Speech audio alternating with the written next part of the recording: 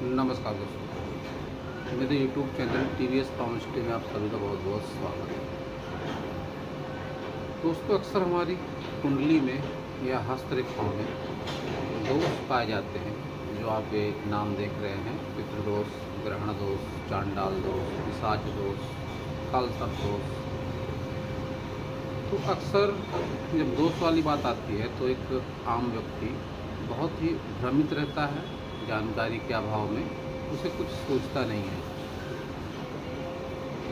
तो आज मैं आपको जानकारी देने का प्रयास कर रहा हूँ कि अगर ये दोष आपकी कुंडली में आपको दिखते हैं या कोई पंडित बताता है तो क्या करना चाहिए।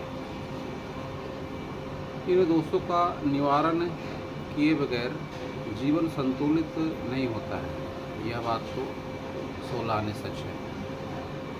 लेकिन इसका जो निदान है वह उचित तरीके से उचित जगह पर किया जाए, तभी उसका फल भी मिलता है। अन्यथा बहुत से जो इसके जानकार हैं, ब्राह्मण हैं, वह बहुत बार भ्रमित भी करते हैं और अपने कुछ थोड़े से फायदे के लिए पूजा पाठ गलत तरीके से भी करवा देते हैं। मैं महाराष्ट्र नागपुर से बिलोंग करता हूँ और महाराष्ट्र में ही है त्र्यंबकेश्वर, जो नासिक के पास है। इस स्थान का पौराणिक महत्व भी है। ऋषि गौतम की कर्मभूमि रही है ये। ऋषि गौतम, माता अहिल्या, और साथ ही पौराणिक कथा ऐसी भी है कि ऋषि गौतम यहीं पर गोहत्या के पाप से मुक्त हुए और 12 ज्योतिर्लिंगों में से एक त्र्यंबकेश्वर को भी माना जाता है। भगवान भोले भंडारी यहाँ महामृत्युंजय रूप में विराजमान है। तो सारे देश से यहाँ पर लोग आते हैं इन्हीं दोषों का निवारण करवाने।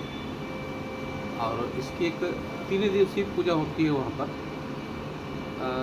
जिसमें कालसर्प दोष, त्रिपिंडी श्राद्ध और नारायण नागबली, ऐसा नाम दिया है यहाँ स्थानीय भाषाओं में। तो इस 3 दिवसीय पूजा में जितने भी ये दोष होते हैं, इन सभी दोषों का निवारण वहाँ पर होता है। मेरा अनुभव है और मैं अब तक हज़ारों हाथों का हैंड एनालिसिस कर चुका हूँ और इन हज़ारों हाथों में सैकड़ों से ज़्यादा तो हाथ ऐसे ज़रूर रहे होंगे जिनमें ये दोष दिखाई दिए मुझे हस्तरेखाओं के माध्यम से। तो मैं अक्सर लोगों को सजेस्ट करता हूँ वहाँ जाने के लिए। वहाँ एक और बात जो मैंने अपने अनुभव में देखी है कि वहाँ पर आप अन्य तीर्थ स्थानों की तरह कोई भी पंडा पुजारी आपको परेशान नहीं करता है। आप सारा दिन घूमिए, आपसे कोई नहीं पूछेगा कि आप यहाँ क्यों आए हैं, क्या करवाना चाहते हैं। इसका कारण ये भी है कि अधिकतर लोग या जो वहाँ के ब्राह्मण वर्ग है, और बहुत ही संपन्न ब्राह्मण वर्ग है और सभ्य महाराष्ट्रीयन ब्राह्मण है सारे, तो उनका ये सब बातों में विश्वास नहीं है। साधारण तौर पे जो लोग भी जाते हैं पहले से बुकिंग करके जाते हैं और उनका व्यवहार काफ़ी अच्छा होता है बाहरी लोगों के प्रति और वहाँ के लोगों के प्रति भी। यजमान को वहाँ स्थानीय भाषा में पाहुणे कहा जाता है और वहाँ का पूजा पाठ का तरीका कुछ ऐसा है कि एक निश्चित धनराशि में वो ब्राह्मण ही आपके रहने, खाने, रुकने और पूजा पाठ की सारी व्यवस्था वही लोग करते हैं। उनकी ही सारी सुविधा होती है, आपको कुछ करने की अलग से आवश्यकता नहीं पड़ती है। इस सारी पूजा पाठ के दौरान भी आपसे कोई भी रुपया एक्स्ट्रा नहीं मांगा जाता है। जो धनराशि तय होगी उसी में सारा कुछ आ जाता है।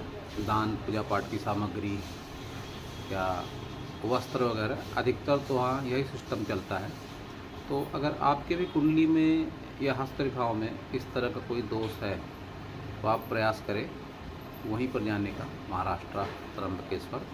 और वहीं पर निवारण करवाने के पश्चात ही आपके जीवन में एक स्थायित्व आएगा, दोष दूर होगा और जीवन में खुशियाँ भी जरूर आएंगी। पूरा वीडियो देखने के लिए आप सभी का बहुत बहुत धन्यवाद।